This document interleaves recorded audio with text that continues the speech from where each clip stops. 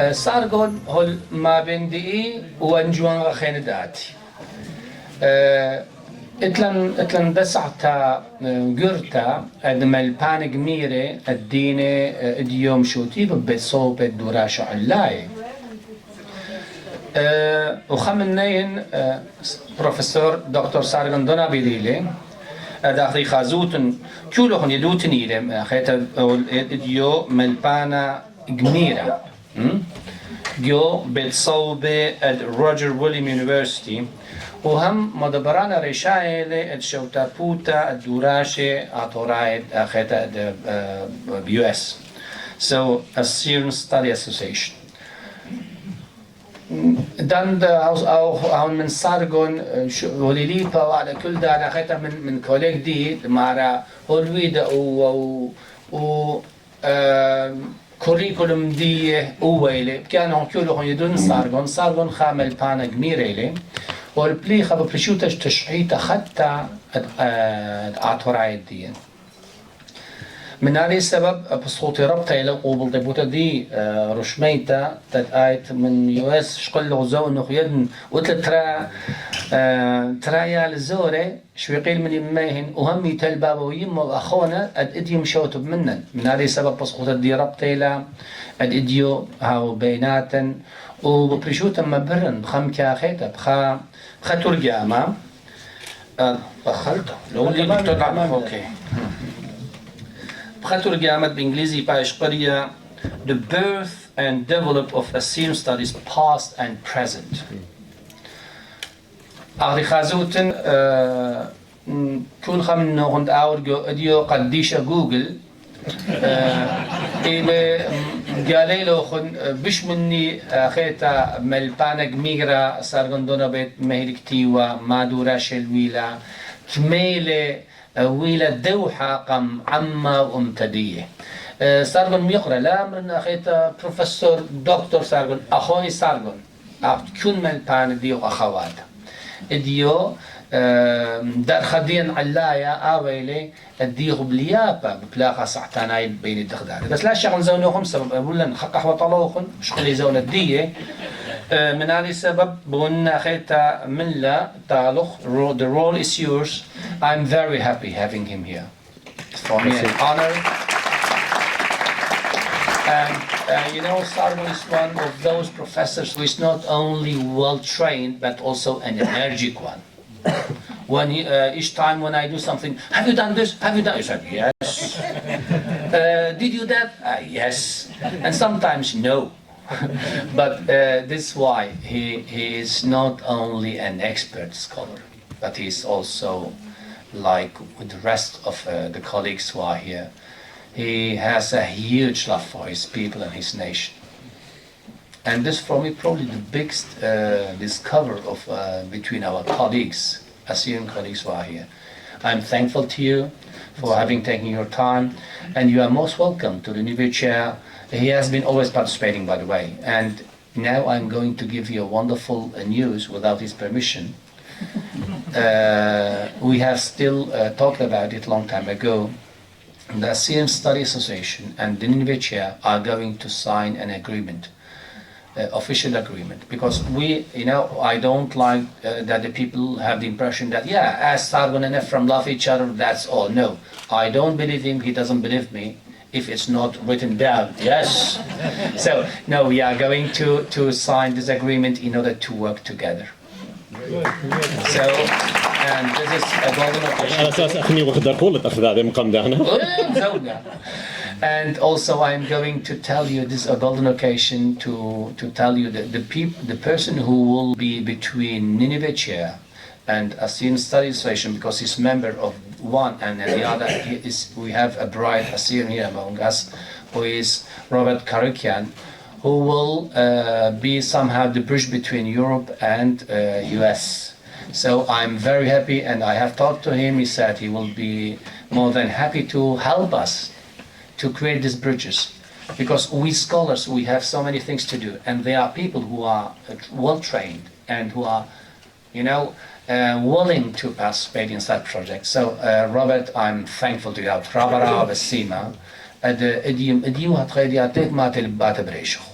But I'm sure that if Robert is working on that, it will be a successful project. So I'm thankful to you for this offer that you have accepted, and we will start from Thursday onward. Okay, now the role is yours.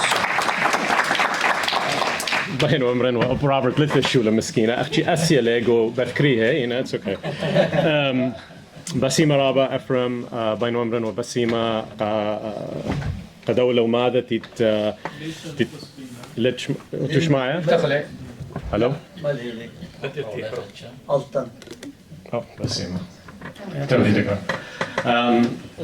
بس بين أمرين بسيمة رابقة ملبانا أفرم ونينيفه Chaire for this دو برسات قد أتنلخا ومسلطن من نوخون ويونا ومملا وقا شو تبوتت أطراي كالداية فرنسا ريشاي توني تبقلن قم 13 بواشنطن رابق ديلي قد خزنوا خاقة خيتا وبسيمة رابقة كل أخو أنا لما رخن تبديوثا ومن دي أنا خين سب لن ليبا أنا يوم برونة جالوثا سو كل من دي إلى شاق وطراق نختي أمري إن وبخلت لي سب أفرم يعني كل إيدا أنا ديوم سووثة مسوت لباس أنا قايوثا وألصايوثة ليشانا ديان وانا هديه مشغله بنه كله بتوذن بانجليزي سو بخليتو لي بس ان دوراش دي وهرجي دي كله بانجلس وهون مبلوخه خك خبرانه دي ليب بانجلس لذن يعني يذن بصوره بس خاجي هاوي رابي تكنيكال سو بتوذن بانجلس سو بس بخليتو لي بدوم دي So already I've changed the title of the paper just slightly to this Assyrian Studies, a theoretical and methodological approach. Because of the fact that basically when we created the Assyrian Studies Association in 2019, the idea behind it was to offer a space where Assyrians could participate and studies Herge Ashuraye, Assyrian studies, where Assyrians could participate and people working on Assyrian studies could participate in an open, free space in the academic world where there was an ethical concern for the community. One of the things that Ephraim kept mentioning was that there needs to be a focus within the community, from within, but also as external scholars are working on the community, they too need to engage with internal discussions. They need to be able to understand that there's an internal dynamic and it's a living, breathing community. So this is a very important subject. So let me start with the ethical issue. And the major issue is the ethical issue, in my opinion. And the ethical issue is something that, just as a piece of understanding, I added this today. Is everyone understanding? I hope for the most part you're understanding my English. Is that okay? Yes. The ethical issue to me is one of the most important. And just this morning, actually, I read this piece that I wanted to bring to everyone's attention. So an author in a small booklet, sort of daily readings for understanding life was one of the things I was reading. It's typically in like they come out with these little religious booklets, which are very fascinating about like daily philosophical ideas. And this was yesterday's reading, so it made me think about it this morning. It's terrifyingly easy to dehumanize someone when they remain a nameless and faceless entity. A step towards loving our neighbors, or if you think about it in a different way, being ethical academically, starts with getting to know their names. Once we know their names, it's hard to dehumanize them. It becomes more difficult to generalize and stereotype them. Getting to know their names brings me closer to knowing their story, which in turn helps me to know them and see their humanity. He continues and says, farmers don't name the animals they don't intend to keep around for a while. Animals that are sent to slaughter typically are unnamed. By that same logic, perhaps we prefer for some people to remain nameless so that we can continue our hatred or distrust of them. So, what's in a name? Well, for starters, it's the first step to knowing and loving your neighbor. And if you twist this into an academic perspective, it's the first step to truly understanding another group of people or community. And I add one more piece to this. At the bottom, I wrote another section question, again, from an ethical perspective to think about. In the foreword to a book called Words of Wisdom, Lakota author Vine Deloria Jr. states, Western civilization, unfortunately, does not link knowledge, idatha, with morality, ethiqon, but rather it connects knowledge with power, khera, and makes them equivalent. So something to remember in the midst of this conversation that we're going to have is that typically in Western societies and in the academic world, which is a Western world institution, we typically link idatha min khela. So this is important.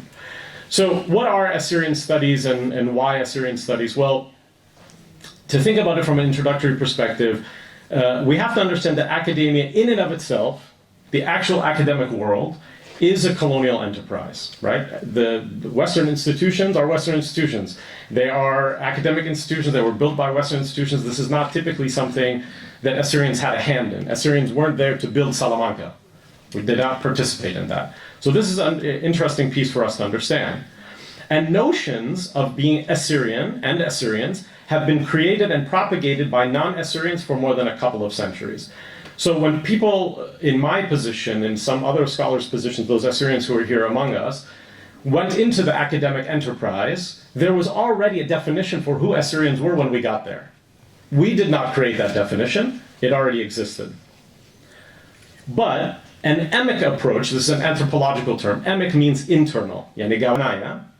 The emic approach, in an emic approach, it must be communal. Communal, it has to be something from within the community. As individuals typically are influenced by studies that created them.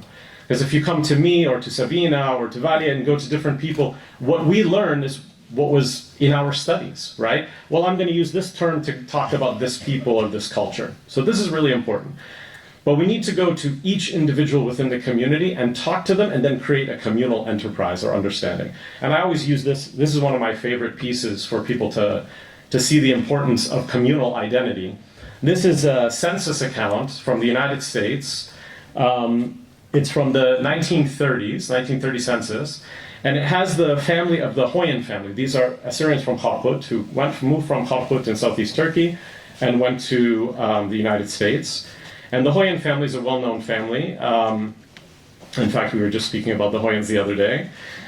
So Francis is the head of the family, and if you look at the place of birth of mother, place of birth of the father here in this column on the side, I can show you guys this. If it works. Oops. No, apparently it's not going to work. But in any case, it's this place here, the place of birth. The place of birth of these people who left the Ottoman Empire was Assyria. Not Kharput, not Turkey, not Ottoman Empire, not insert random country, Assyria. They were born in Kharput, okay? The other kids were born in Massachusetts, so they had to put Massachusetts because it was an entity in the United States.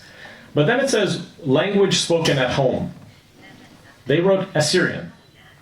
They didn't speak Assyrian. Kharputlis spoke zero Assyrian. The language spoken at home was typically Armenian and Turkish were the two languages that were used in my grandparents' house and in all Kharputli houses, similar to Diyarbakir, Urfa, and other areas. So this is a very interesting take, because what it tells us is not necessarily that this is what they did, because at face value this is what it seems like, but it tells us a little bit more about, that's okay, I can just point like this, it's Basima. But what it tells us is about how they understood themselves and what they wanted others to know, which is a very interesting piece of how you do research and what questions you must ask when you're doing research. If some non-Assyrian scholar saw this, they would have no idea what to make of it, because this is not something that's typically known for non-Assyrian scholars. So this is an important piece about this in understanding and how we methodologically approach the Assyrian issue. So what are some of the problems that we deal with? Why do we need a different methodology and a different paradigm to understand Assyrians? Well, we can't operate in a world that's created by frameworks and rules and not at the same time become influenced by them. We're all we're all influenced by this. One of the most famous people who's spoken about this is Frantz Fanon. Frantz Fanon's seminal work called Black Skin and White Masks. He says, there is this fact. White men consider themselves superior to black men. There's another fact. Black men want to prove to white men at all costs the richness of their thought, the equal value of their intellect. End quote.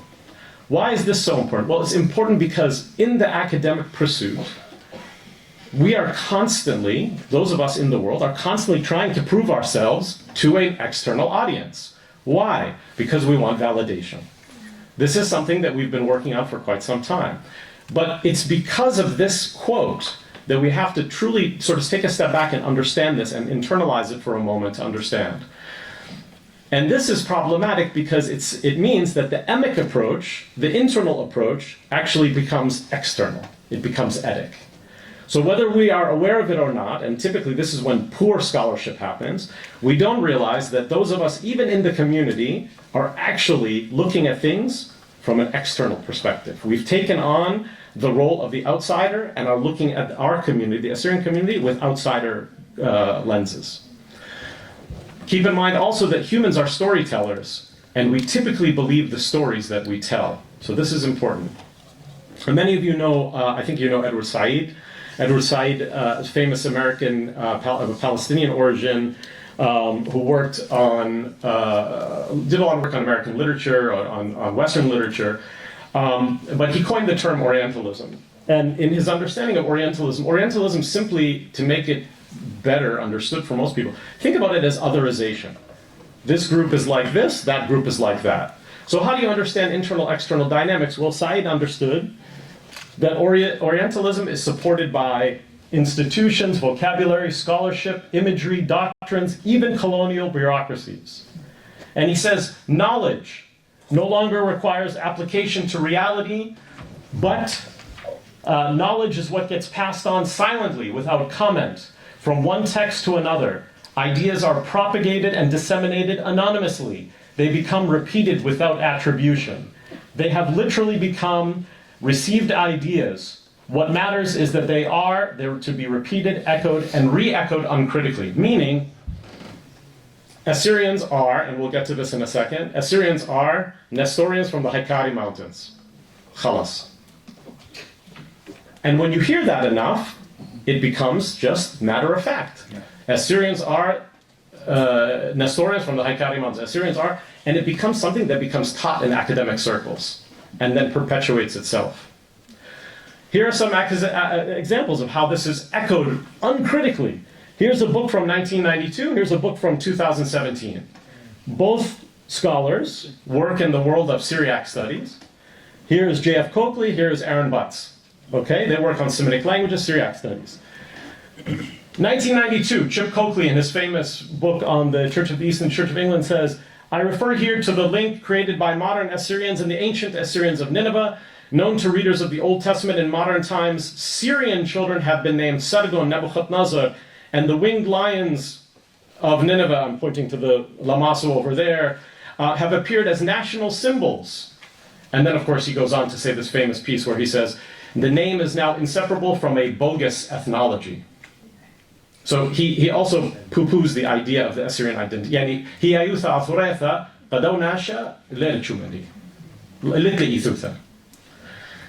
So, keep in mind, look at the terms.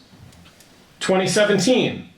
In Syriac communities today, one encounters various cultural identity markers that are derived ultimately from ancient Assyria. Syriac children, he uses a set of Syrian, are named Sennacherib, Sargon, Nebuchadnezzar, and winged lions of Nineveh fly proudly on the Assyrian Christian flag. The terms are almost identical, like the words, the sentences are almost identical. Butts does not quote Coakley. There's no reference in that. How does that happen 30 years after? Because things are re-echoed uncritically. Another example of how emic becomes etic. This will take 10 years to read, but what ends up here, this is from Yasmin Hanoush's work. Yasmin Hanoush is a professor at Oregon State University, works on Arabic language, but is ethnically from the community in Iraq, from a Christian background, from a Chaldean Catholic church, was born, I believe, somewhere in the south, but I do believe has connections to Aradan in the north. But when talking about the Assyrian identity, very similar. Like most Middle Eastern nationalities, it's hidden in the mists of history. They are based on many ethnicities, mainly Aramean, but also Persian, Kurdish, Arab, Jewish, as present-day Arabs are a mixture of so on and so forth. The word Assyrian doesn't even come into that. But this is a common trend. We see these constantly echoed and re-echoed, not just by non-Assyrian scholars, but eventually it influences Assyrian scholars. And what do we call this? Well, in the academic world, we call this epistemic violence. This and other things like it. What is epistemic violence? Epistemic violence is violence that is exerted against or through knowledge, using your knowledge to hurt somebody. I know something somebody else does.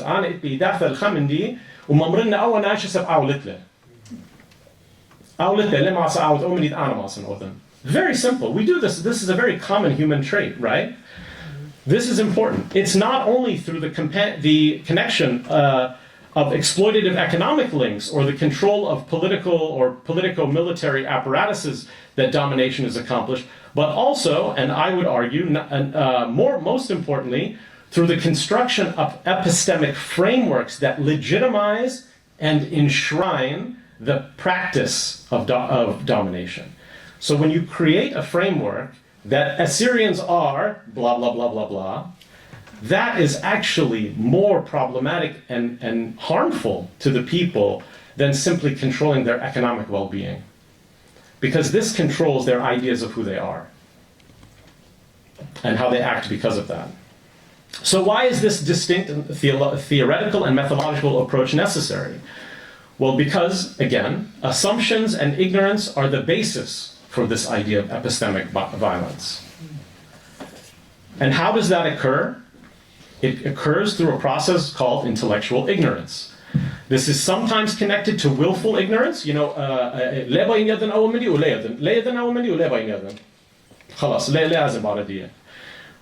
but there's also, typically, you have this connected to willful ignorance, grounded or argued in an intellectual manner.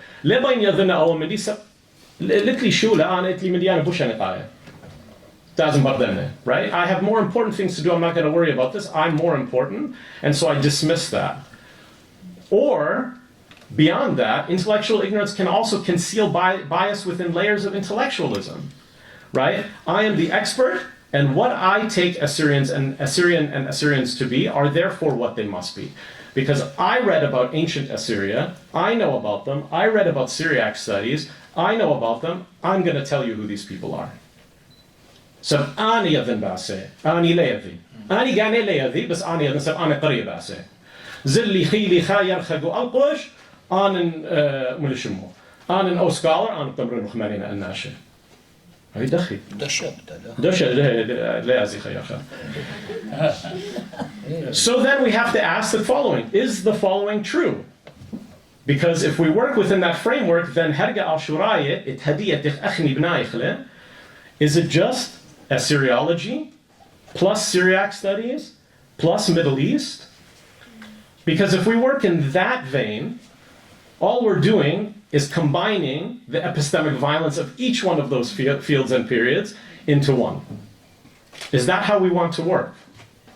Right? Assyriology, just so everyone understands, it's philological, it's language-based, it's about Akkadian language and literature. Half the time people are talking about what's happening in ancient Israel or the Amarna letters in Egypt and things like, it's philologically based. I am not an Assyriologist. What I do is not Assyriology.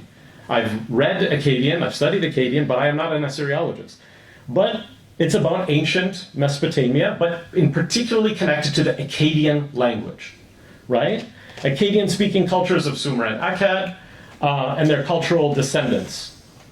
Thus, think about this, based on that. Assyrians cannot be Assyrian, because guess what? We don't speak Akkadian. So if Assyriologists are only concerned with Akkadian literature, and the living community does not use Akkadian, they are not concerned with the living community. For them, ancient Assyrian is a dead culture. Same token, Syriac studies. Syriac studies is the study of Syriac language and Christianity. Well, if these people are Christian, then Assyrians are most correctly referred to as Syriac-speaking Christians because they're Christian and they speak this language called Syriac, not Akkadian, which is what Assyrian was. So these people must be Syriac-speaking Christians. And we leave it at that. And then in the Middle East studies, we're dominated by either politically leaning left or right. If you're dominated on the left, then political left-leaning approach basically is reductionist. It's a reductionist idea that Assyrians are what they can be broken down into. Assyrians are Jacobites and Nestorians and from Herbole and from Ishi and from Sanat and from Alqush and from Kharput. You're just, small little groups from these places. We just break you down smaller, and then you have dialects, Eastern, Western, this kind of stuff. On the right side, right-leaning approach or theory that approaches Assyrians in academia is the approach typically of the larger Islamic world, Al-Ummah Islamiyya, and then everything else, right? Which right-leaning scholars, especially in the US, Assyrians are important, but only because they're Christian. They only care about Assyrians because there's some sort of a Christian mindset. Oh, we can have common cause with these Christians because our right-leaning Christians and something about add some sort of important right-leaning message to it. But that's the only reason, and they become a political chess piece, right? Where can we use the Assyrians from an external perspective to benefit, whatever political idea that they have? So that's what it is. So then, is history important? We love history. Every essay, tash'ith ad-diyan, maktawzawna ad-diyan, la yazitu akhni kama wa kharaj gabbar. Well, to say again, right? If you think, right, that Western civilization unfortunately doesn't link knowledge with wisdom, but rather knowledge with power, we have to ask this question. Linda Tuhei Smith asked this. It's one of the most important books. If you read no other book before you establish any methodological approach, read Linda Smith's book. Decolonizing methodologies is phenomenal. And it's a great example from one indigenous community, the Maori people in New Zealand, for Assyrians and other indigenous people. It is because of these issues that I ask the question, is history in its modernist approach, in modernist construction, important or not to indigenous peoples? And she answers it. She says, no. History is not about right or ethics. History is about power. And what can you do about that? How does one deal with the fact that we think history is about facts? It's not about facts. For every fact you can give me, I can give you 50 others. What does that do? It simply means that whoever collects the facts and promotes them in an academic study, that person becomes the expert, and that is passed on to the children, to future generations of children. And it doesn't matter because I can point to things like this. There's no way I'm finishing in 5 minutes.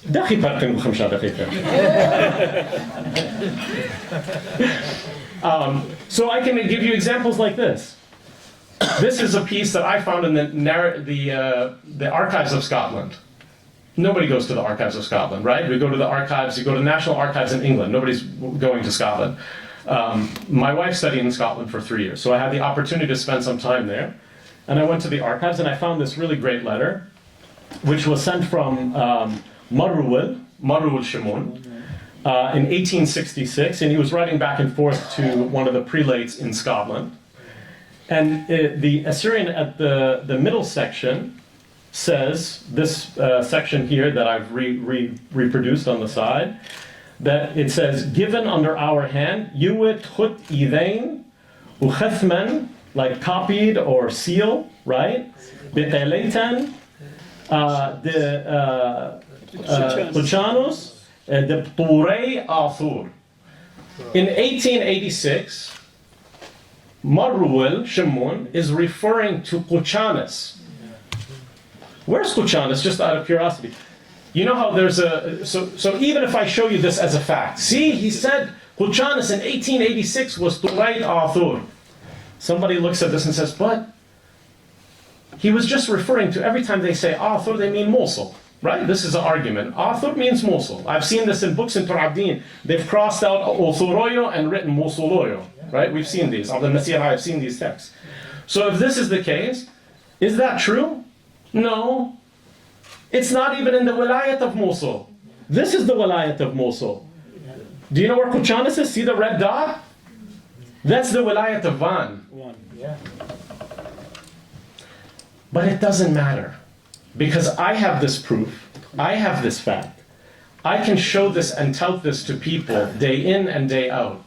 إن ناشئ أبنها مني إن خزيلة هرتازي بردوا مني تينا ليبه عطراية خبرت أسيريان إلى خمني تينا مبليطة بر دانت ملشم أصلا هنري لايرد وإلى خمني تينا يولي لا لا لا لا لا قجانس مارا طوري آثور لينا موصل يعني شكل كل أن arguments تينا ناشوي ذا بود موصل هذي دولا لخا. So why is this necessary? This is the argument. Well, I argued this with Thawadi, the truisms. Assyrians are Nestorians from Haikari. Accepted. Nestorians who are not native to Iraq are Assyrian, because you can't be a native of Iraq and be from Haikari, of course. They're better referred to under more neutral names as Iraqi Christian, because really they feel like they're Iraqi Christian. Not really. You know, when we say Assyrian, we're actually doing damage to the people. And their own experiences and self-histories are fantastical tales and nationalist polemics. So when Assyrian writes about Assyrians, I am considered a nationalist. One of the questions that was asked to me when I was defending my thesis was, Sargon, what did you learn by writing your thesis after 6.5 years? I said, you know what I learned? No matter what I do, no matter how much scholarly work I do, you will always see me first as an Assyrian and second as a scholar. Because you do not see me the same way you see yourself, which is an objective Westerner. I'm an objective Westerner. I can look at this, hands off, laissez-faire, right? As if they have nothing behind it. No, no, no, no, no. There's no such thing as objective scholarship. It's all subjective. And what happens if you don't argue it? Well, it gets internalized more. You've all seen these, right? This is work has been done by Melfono and Tomo, this is Tomodo's work, but these slides have been shown in the magazine by Melfono and in various presentations. Taking out of what does Assyrian mean? Shuple. That was the work of Moriulius Cicek from in the Netherlands. Yeah. He took it out. The entire definition from Tomodo's Mulishimu Simtili Shana. They even take words like Samharib and remove the word Samharib because it's too Assyrian and they change it for, I don't know, Marcos, something like that. This is very common in textbooks, in Bible. We've seen this happen. And this is within the community. These are Assyrians changing it, becoming anti-Assyrian. You've all seen this. This is the monastery. If you haven't seen it, this is the Syrian Orthodox monastery in Jerusalem. But originally it was Assyrian. Went to Syrian, became Syriac. Actually, today I think it's Assyrian again. They changed it. The Israeli authorities changed it. This was all done in Sweden many, many times. These presentations have been made. Same thing happened in Bethlehem. The point is, this is internal. This is not external. But what has happened has been the external view has been imposed internally and used on the community. So people begin to think about these things from that perspective. So how do we allow this to happen? I'm going to skip a couple of these just to finish up. There is a need for cultural production. How does this cultural production work? Well, we need a new ontological approach, a new theory. I tried to offer a theory. I don't know if it's going to catch on. I don't know if you guys want to use it. I like it. I called it panenhistoricism. This is the argument. There's 3 axioms. Human reality is shaped by socially accepted knowledge of that reality. And 2, the intent, therefore, is a powerful instrument employed both heedfully, right, willingly, heedfully, both heedfully and unwittingly, to either produce and or extinguish significance. So it's both. And then there's a third piece, and the third piece to this is that both of these expressions, 1 and 2, are dependent on a third idea. And the third idea is that actually, while those are the case, there's a third piece to this which means that Assyrian should always escape people's definition. I'll simplify it to say, Assyrian shouldn't be put into a box. Once you make a box definition for Assyrian, then anything that's outside of the box cannot be Assyrian. That's a problem. So we move beyond that. We have Assyrian studies as an interdisciplinary field. What does that mean? What does Assyrian studies look like? Is it just ancient stuff? Is it just literature and language? Is it Andre Agassi playing tennis? Is it food? Is it kitle, ukubba, this kind of stuff? Yes. It's history and language, but also art, food, sports, leisure, folk tales, literature, music, dance. All of it is Assyrian studies. All of it. But it must be ethical. Think back to those original slides I had on back to 14, right? If Western civilization is focused on this, right, that knowledge and morality are not linked, but rather knowledge and power, we have to change that. Scholars in the field have to go forward to change that. How do you do that? You need to ask questions. You need to have a different methodological approach. You need a theory and a different approach. Whose research? Who owns it? Whose interest does it serve? Am I coming to an Assyrian community in France and asking you questions?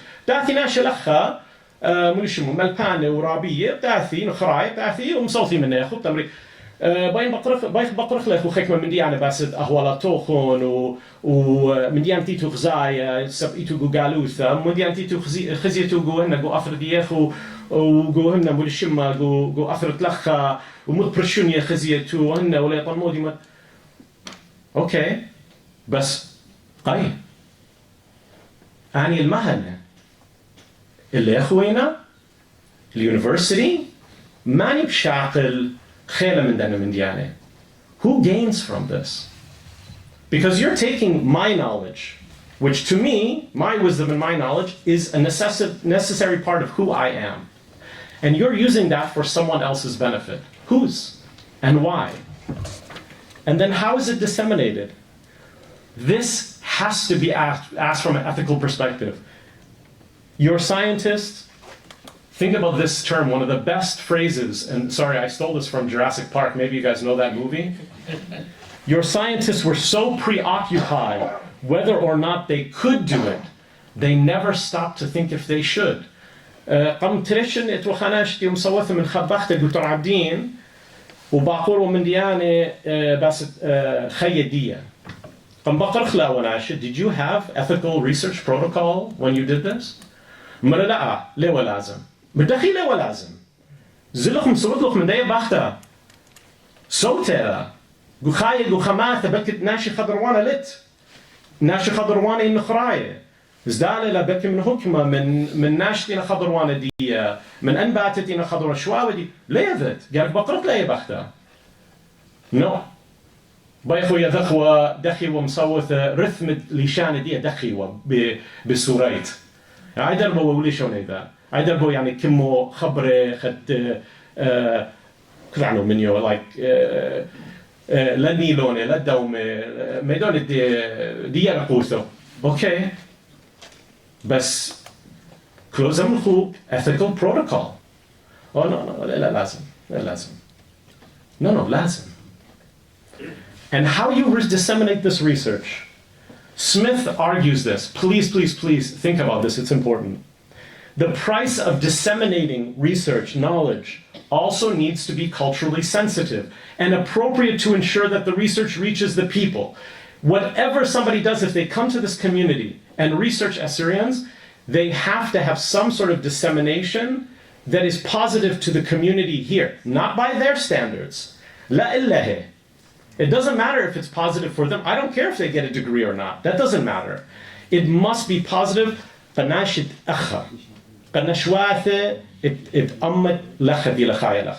If it's not, it is unethical. And they must report back. Right? They must share the knowledge. It can't just be something they take.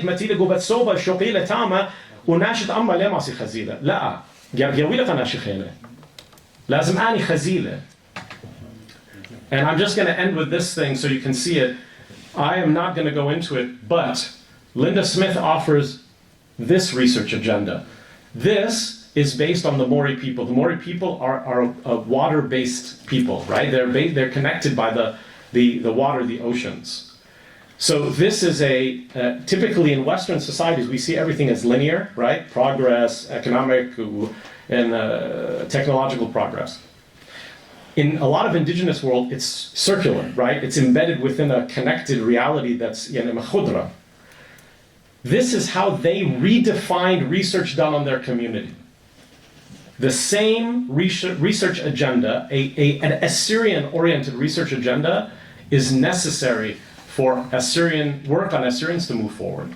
We must create an Assyrian research agenda that allows for self-determination, healing, recovery, development. If that is not something that is constantly expressed by scholars, people doing work, then that is unethical and should not be something that is accepted by us, nor should it be something that is internalized. And I will leave it at, what should that look like? Well, I leave that to you. I am retiring tomorrow, and I've finished with my work, so thank you.